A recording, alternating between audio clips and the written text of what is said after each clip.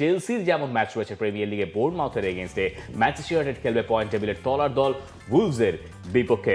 Chelsea তারা সব শেষ ম্যাচে হেরেছে এই অ্যাস্টন ভিলার কাছে, তারা খেলবে বোর্নমাউথের সঙ্গে, যে বোর্নমাউথের পারফরমেন্সও খুব ভালো যাচ্ছে না। তবে সেমিনিও গোল পাচ্ছেন রেগুলার। গত ম্যাচটা ব্রেনফোর্ডের সঙ্গে 4-1 গোলে হারলো বোর্নমাউথ একটা ভালো রান দিয়ে শুরু করেছিল প্রিমিয়ার লিগটা, তবে শেষে এসে মনে হচ্ছে তারা মুখ থুবড়ে পড়ছে। যেমনটা আপনারাও ডিসকাস করছিলেন যে বোর্নমাউথ কি সিজনের একেবারে মাঝামাঝি বা শেষ দিকে গিয়ে টপ 4-এ থাকতে পারবে কি না, সেই সংখ্যাটা তো রয়ে গেছে। আর চেলসির বিপক্ষে, আর চেলসির জন্য এটা কিন্তু বেশ ইম্পর্টেন্ট ম্যাচ, কারণ গেল ম্যাচটা তারা স্ট্যামফোর্ড ব্রিজে হারলো, আবারও এই ম্যাচটা তাদের স্ট্যামফোর্ড ব্রিজে। ওই ফ্যান্সদের আত্মবিশ্বাস, ফ্যান্সদের যে ভালোবাসা, ওইটারও তো একটা প্রতিদান তাদের দিতে হবে। একটা ম্যাচ জেতা অবস্থায় থেকে সবচেয়ে বেশি পয়েন্ট হারানো দলটার নাম এবার প্রিমিয়ার লিগে চেলসি, এবং সেই পয়েন্টের বেশিরভাগটা তারা হারিয়েছে স্ট্যামফোর্ড ব্রিজে। প্রিমিয়াম হেজেলনাট ফ্লেভারে পোলার কার্নিভাল হেজেলনাট আইসক্রিম। পোলার, মন ভালো থাক। আজকেও তাদের ম্যাচ আরও একবার স্ট্যামফোর্ড ব্রিজে। চেলসির সমস্যাটা মানে আর কত অধারাবাহিক আপনি হতে পারেন? এইটা নিয়েই তো আসলে আমরা বলি যে চেলসি এই সিজনের সবচেয়ে আনপ্রেডিক্টেবল টিম।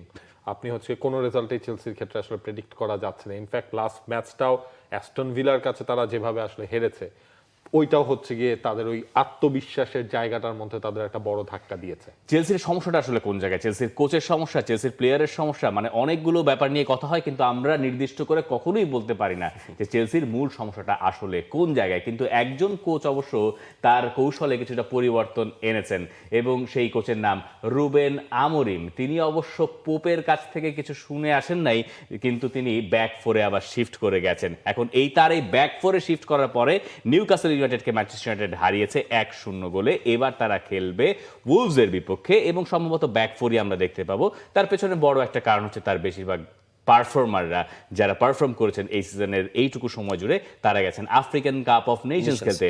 রুবেন আমোরিমের কথাবার্তা আসলে কোন দিকে যাচ্ছে, তিনি বলছেনটা কি আসলে? দেখেন, এই জায়গায় হচ্ছে এই মুহূর্তে ম্যানচেস্টার ইউনাইটেডের যে পজিশন, সেটাও তো হচ্ছে প্রিমিয়ার লিগের টপ 6 এর মধ্যে তারা আছে।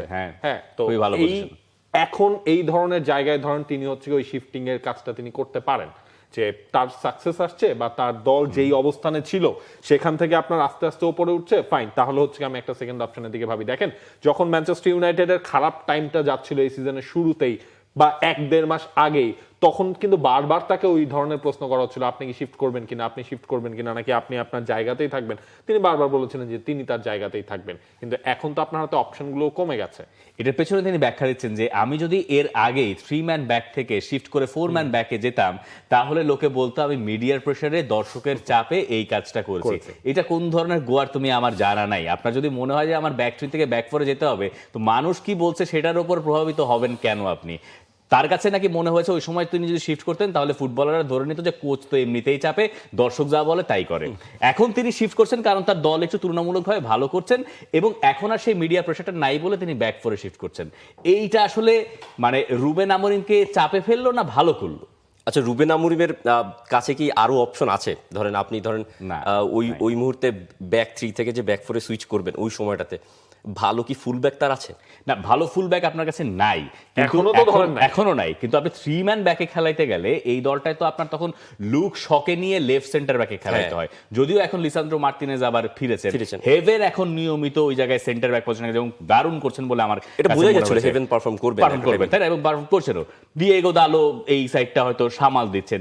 ফ্লেচারের, আমি জানি দুজনই আসলে মিডফিল্ডার, কিন্তু তাদেরকে কখনো কখনো তাদের বাবার মতো একটু রাইট সাইডে শিফট করিয়ে দিয়ে প্রোটেকশন দেওয়া যেতে পারে, যদিও টু আর্লি টু সে।